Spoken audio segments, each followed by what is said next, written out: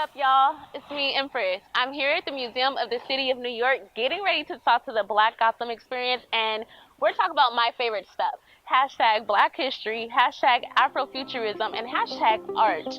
Follow me. We got some things to talk about.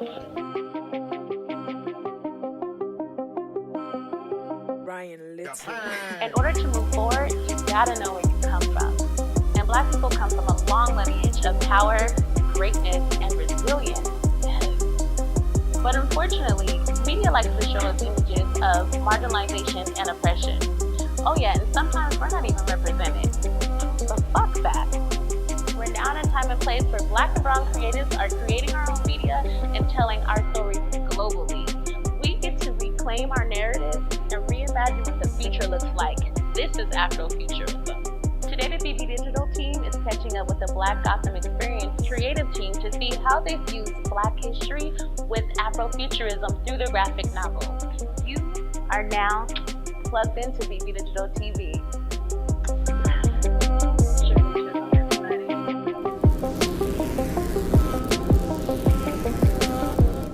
What's up? My name is Kamau, Ware. I'm the founder and lead creative of Black Gotham Experience.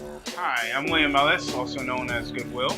I'm a professional experience curator and graphic designer as well as a creative director. The Black Gotham Experience is an immersive storytelling experience in which we use several different media channels to tell the story of our ancestors who, after coming from Africa via the Middle Passage, ended up in New York and ended up being some pretty influential and prominent figures in history, even though that history isn't often told.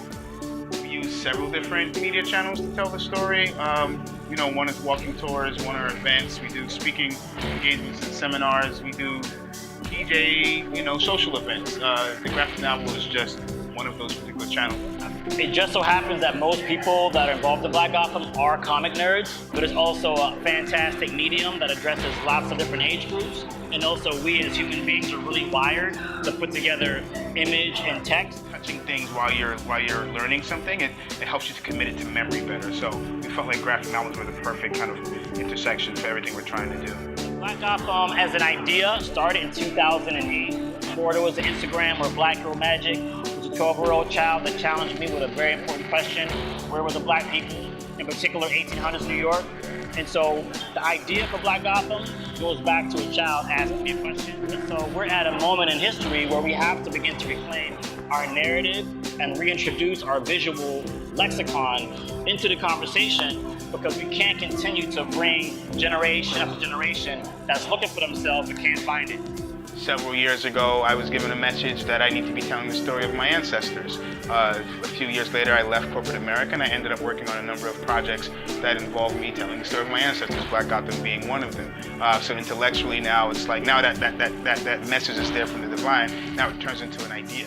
Education and media are incredibly important for liberation, and they restricted us from reading and creating our own media and that sort of thing because they didn't want us to tell our stories and get our message out.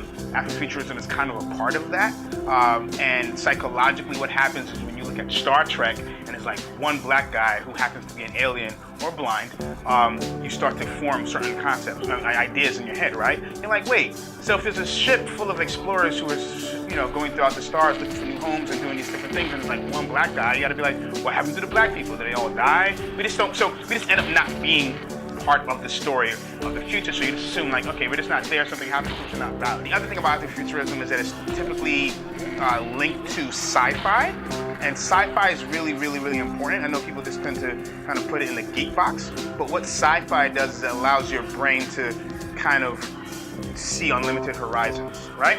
Because the human brain is really, really, really, really incredible in that it can almost create anything that it can perceive, right? As long as you give it the proper kind of, playing field, it can do whatever it wants to do. And so if you have a situation where you have media that doesn't allow people, like Black people, to be part of like this expansive story, we kind of think in these very limited boxes, right? I can only do this. I can only do this little thing, whatever. Afro-Futurism allows you to, or the sci-fi aspect of it says, I can do this. I can build African robots. I can be an African robot. I think it's important for people of color to see themselves in media because we've always been on this planet as long as there's been human beings.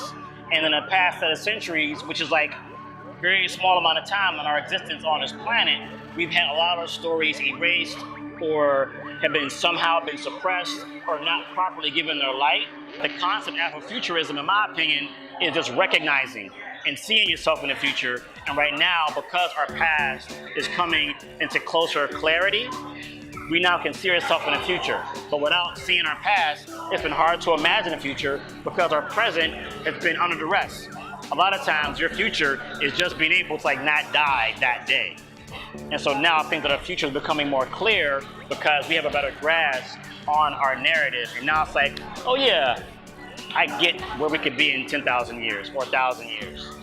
I think Black Gotham is a very unique and interesting, is in a unique and interesting kind of situation because it has the intent and the passion and the emotion, but also a lot of methodology and process and logic and operational power, and also connections to resources and support from people like the city. I mean, like even today, you're interviewing us at the Museum of the City of New York, who loves what we're doing. So I think that combination of things is going to help to propel us forward. And in 5 years, I see us taking those media channels and expanding them. There might be some TV things, might take the story and expand it to film.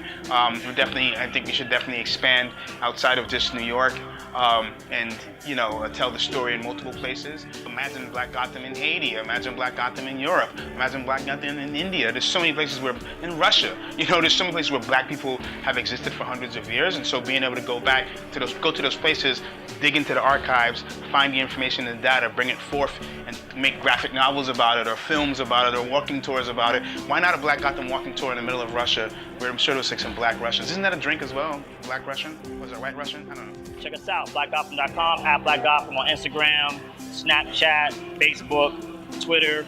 Follow us in person or on your phone. This is BBDigital TV. You're watching it and experiencing it, and you're in this experience right now, immersed in BBDigital TV.